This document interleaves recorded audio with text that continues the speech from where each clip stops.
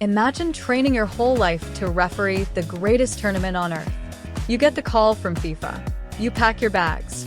You fly thousands of miles. And then, at the airport, they turn you around and send you home. That is exactly what happened to Omar Artan, the first Somali referee ever selected for a FIFA World Cup. African Referee of the Year. A man who rose from the pitches of Mogadishu to the biggest stage in football. He arrived at Miami International Airport with a diplomatic passport, FIFA documentation, and a dream.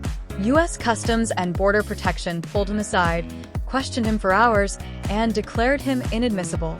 He never refereed a single match. And here is the thing that nobody wants to say out loud. Omar Artan was not alone.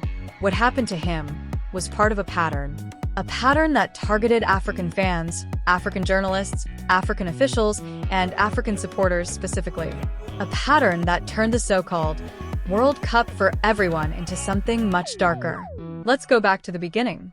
When FIFA awarded the 2026 World Cup to the United States, Canada, and Mexico, FIFA President Gianni Infantino stood at a podium and said, and these are his words, "Everyone will be welcome." Africa was sending a record 10 teams. 10, the most in history. Cape Verde making their debut. DR Congo returning for the first time since 1974. South Africa back for the first time since they hosted the tournament in 2010. This was supposed to be Africa's World Cup moment. Then the Trump administration's travel ban hit.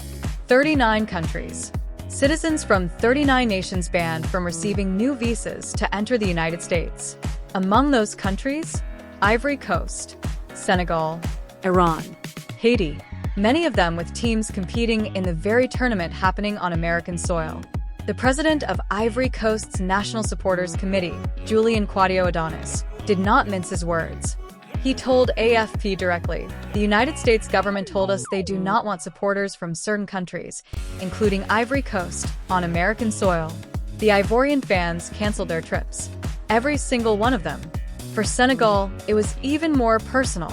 Their sports ministry tried everything. They offered to pay for the travel of the presidents of every major supporters organization. They covered all costs. Every visa application came back rejected. It was the first time in Senegal's 4 World Cup appearances that not a single home-based supporter would be present. Not one. And then the $15,000 visa bond.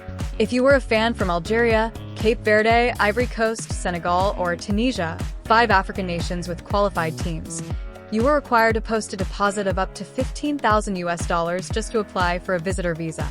$15,000 for a football ticket. Not a crime. Not a security threat.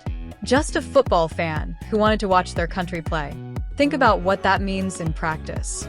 A Senegalese teacher, a Ghanaian student, a Tunisian small business owner, the people who live and breathe football, priced out of the tournament their country qualified for. The ban eventually forced FIFA to step in and get the bond requirement temporarily suspended for ticketed fans in May 2026. But the damage was already done. The bookings were gone. The flights were gone. The plans were destroyed. And then there were the journalists. The International Sports Press Association wrote an open letter to FIFA. African journalists from Ivory Coast, from Senegal, were denied the multi-entry visas they needed to follow their teams across multiple host cities. They could get 1 match, maybe 2. But to follow your national team through an entire group stage campaign? Impossible. Meanwhile, ICE agents were deployed inside World Cup stadiums. Stadium workers in Los Angeles went on strike in protest. Immigrant rights groups issued a formal travel warning. Hundreds of thousands of people in the Netherlands signed an online petition calling for a boycott. FIFA said nothing meaningful. FIFA is not involved in host country immigration processes. That was the official statement. The same FIFA that promised everyone would be welcome. The same FIFA that took billions of dollars in hosting rights. The same FIFA that happily collected ticket revenue from fans who were then told they couldn't attend. Now here's the question that should keep you up at night. Africa sends a record 10 teams to the World Cup. African talent fills the rosters of the biggest clubs on earth. African players generate billions in transfer fees and shirt sales. But when those players run out onto the pitch in Atlanta, Miami, New York, The people who raised them, who painted their faces, who woke up at 3 a.m. in Dakar and Abidjan to watch them on television. Those people were not allowed in the building. What does it mean to host the world if the world is only welcome on your terms? Omar Artan returned to Mogadishu to a hero's welcome. Thousands packed a stadium, not to watch football, but to honor the man who never got to referee it. They hoisted him onto their shoulders and wrapped him in the Somali flag. And in that moment, something became very clear. The stadium that celebrated Omar Artan had more dignity than the border that turned him away. The 2026 World Cup will be remembered for stunning goals, shocking upsets, and historic moments. But for millions of Africans, it will also be remembered as the tournament where the gates were open and the doors were locked.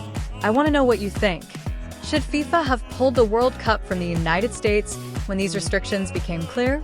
Let me know in the comments below.